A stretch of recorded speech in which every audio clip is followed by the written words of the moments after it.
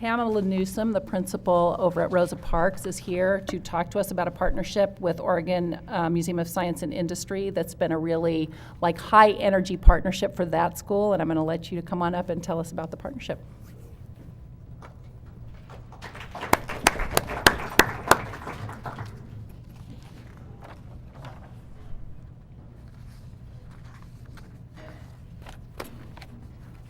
Thank you very much, Superintendent Smith, and to all the directors, co-chair Greg Bilal, thank you for having us. We're honored to be here this evening and to share a little bit about something that is so fantastic that's going on at Rosa Parks.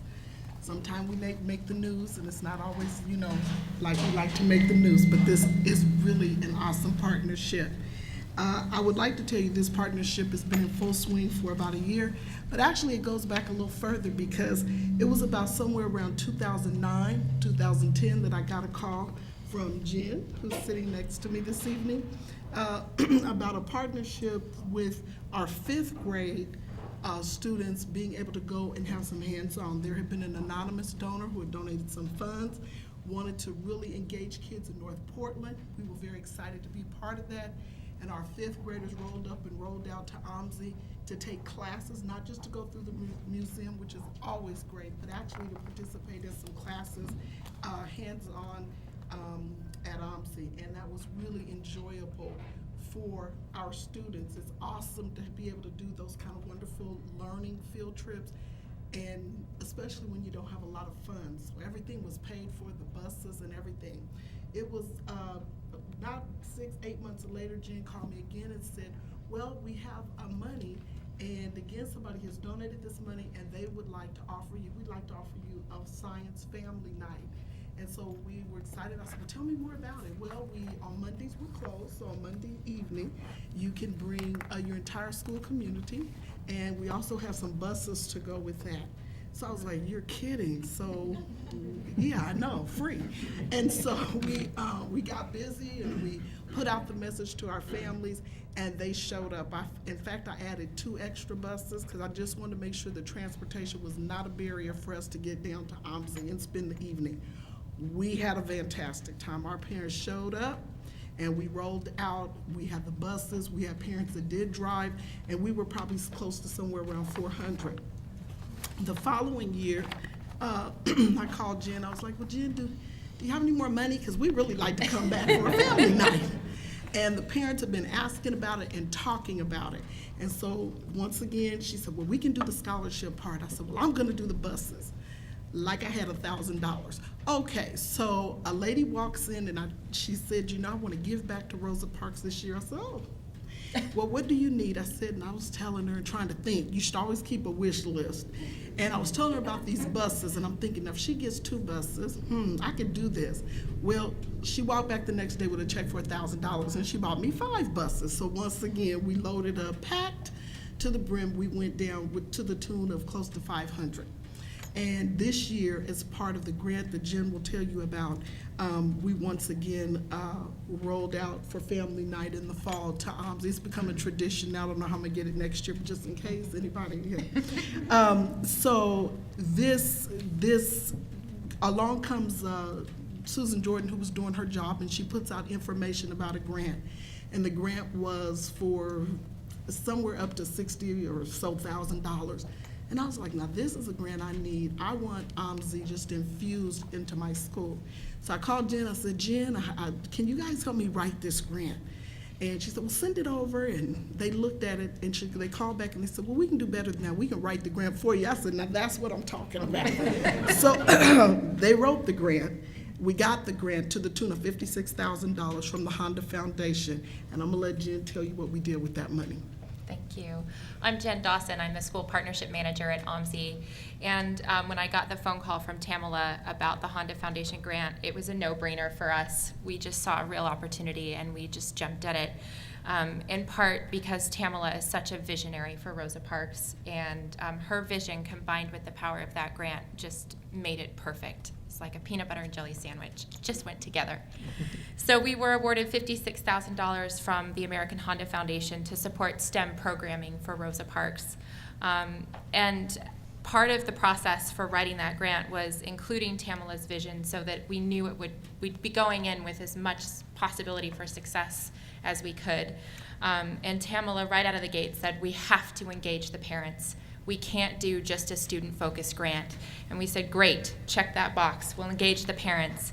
She said we have to engage the teachers. It can't just be a one-day workshop. I want teachers to have science at their fingertips throughout the year.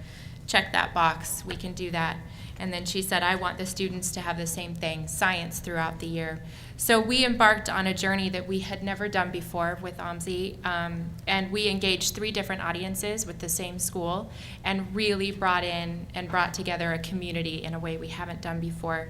We engaged parents through 2 family science nights, one at OMSI and then one just last week at Rosa Parks, where students could show off their activities throughout the year to their parents, which again was very well attended. We also wanted to be a part of the daily lives that the parents experience at Rosa Parks. So on a monthly basis, we joined the parent coffees on Fridays. And with the parents, we did activities, science-based activities that they could do with their children at home, with everyday items that exist in their cabinets. You can build bridges, models of bridges with just spaghetti and marshmallows, and those were the kinds of activities we wanted to get the parents engaged in.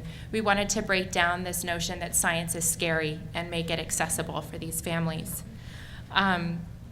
We engaged teachers with a day-long workshop at OMSI to kick off the partnership last August, where teachers spent half the day with us talking about the grant and really realizing what that was going to look like for them, and half the day with Tamala planning for the year. And as part of that process, we had a professional development engagement coordinator work with teachers throughout the year as a mentor.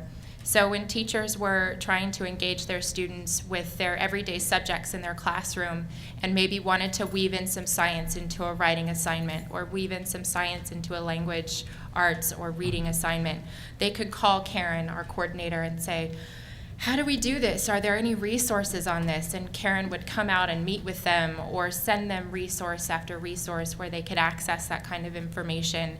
So really being a tool rather than somebody coming in and taking up time out of their precious day. We also on a monthly basis joined the staff meetings where we actually presented a science lesson for the teachers just to help increase comfort level. So after engaging the parents and the teachers, we formulated a plan to really engage the students. And each student in kindergarten through 2nd grade took part in a 6-week Introduction to Engineering program, where they studied structural engineering with OMSI shake tables. They would build buildings and then see if they could knock them down or how sturdy they were. They engaged in chemical, water, and musical engineering, where they made their own musical instruments that they got to show off throughout the school and the classroom. And they also did other engineering projects, and they even learned a song and a dance for the engineering design process.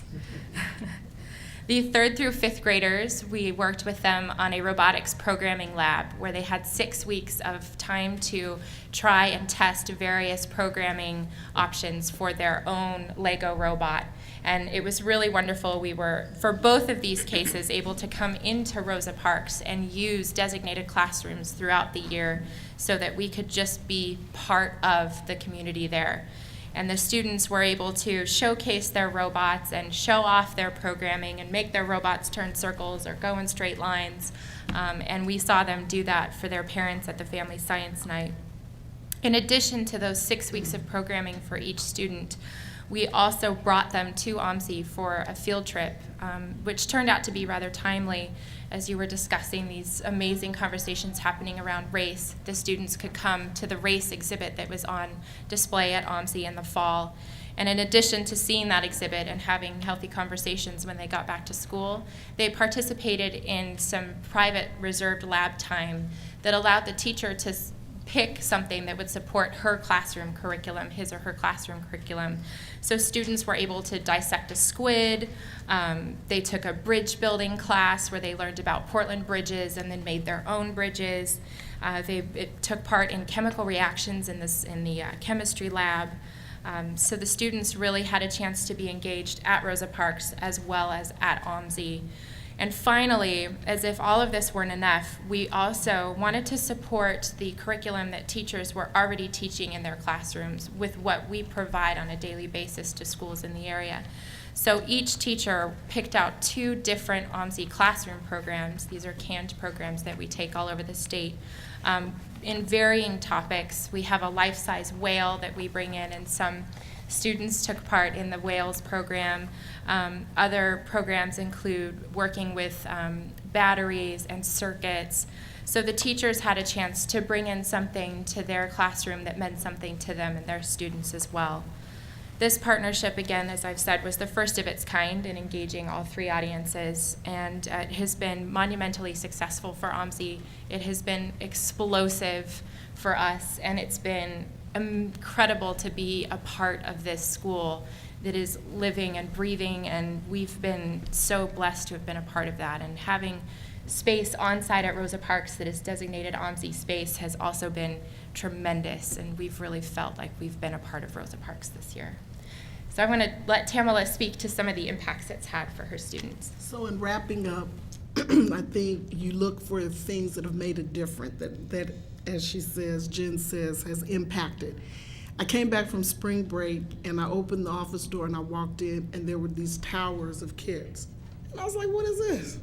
And went over, because I'm nosy, and I looked in and they were science kids.